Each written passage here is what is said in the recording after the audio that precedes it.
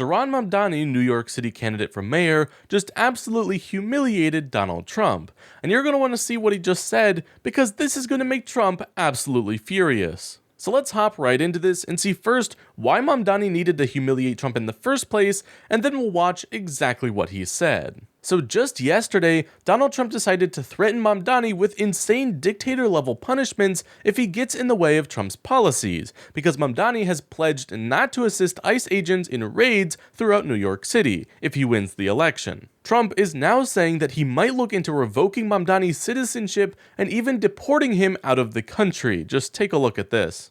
Mr. President, your beloved New York City may well be led by a communist soon, Zohran Mamdani, who in his nomination speech said he will defy ICE and will not allow ICE to arrest criminal aliens in New York City. Your message to communist Zohran Mamdani? Well, then we'll have to arrest him. Look, we don't need a communist in this country, but if we have one, I'm going to be watching over him very carefully on behalf of the nation. We send him money. We send him all the things that he needs to run a government. And by the way, they get about 3 times what you get, Ron. If you look at the per capita, Florida gets 1/3 of what New York gets in terms of the numbers. Why don't you give us those numbers? Yeah, well, because that's what we should send him. Yeah, well, like sometimes people say Florida gets more because they count Social Security recipients, but that's not money to the state. Those are seniors that live here. If they move to North Carolina, you could count it there. So it has no interaction with the state government. They get more on the city and state governments than we get. Right, substantially. We're going to be watching that very carefully, and a lot of people are saying he's here illegally. We're going to look at everything, and ideally. He's going to turn out to be much less than a communist. But right now, he's a communist. That's not a socialist. Yeah, but you would think that a Republican would be able to win. Or you have a good independent running, Mayor Adams, who's a very good person. I helped him out a little bit. He had a problem, and he was unfairly hurt over this question. He made a statement to the effect that this is terrible. New York City can't have all these immigrants come in. And like he was indicted the following day. And I said, that was a phony indictment, and it was a phony indictment. That was a Biden indictment. Donald Trump is so scared of a populist liberal candidate that he's already sowing the seeds of future propaganda. He calls Mamdani a communist and says that he's here illegally, even though he literally has his US citizenship. And Trump is actively trying to scare Mamdani by saying that his administration will watch over him carefully. The fact that Trump is attacking someone that he hasn't even heard of just 3 months ago this badly definitely goes to show you that this movement from New York could be what saves the Democratic Party. But this story doesn't end there. Just this afternoon, Mamdani finally had a chance to respond to the president's threats, and this short clip has more power and defiance than anything that we've seen from our Democratic politicians lately. Just take a look at this.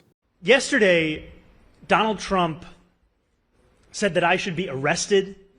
He said that I should be deported. He said that I should be denaturalized.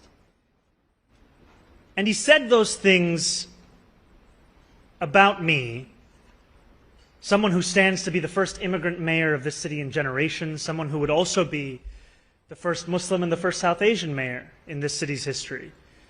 Less so because of who I am, because of where I come from, because of how I look or how I speak, and more so because he wants to distract from what I fight for. I fight for working people. I fight for the very people that have been priced out of this city, and I fight for the same people that he said he was fighting for. This is the same president who ran on a campaign of cheaper groceries, who ran on a campaign about easing a suffocating cost of living crisis.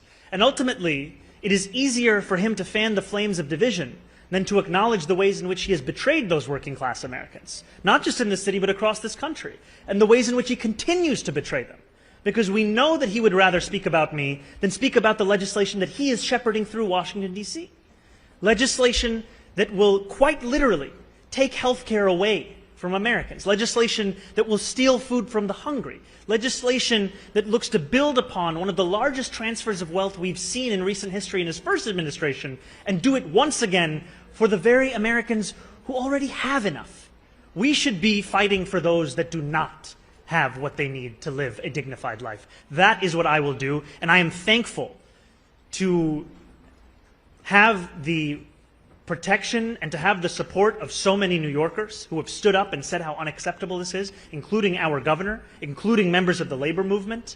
And ultimately, what I fear for is that if this is what Donald Trump and his administration feel comfortable about saying about the Democratic nominee for the mayor of New York City, imagine what they feel comfortable saying and doing about immigrants whose names they don't even know.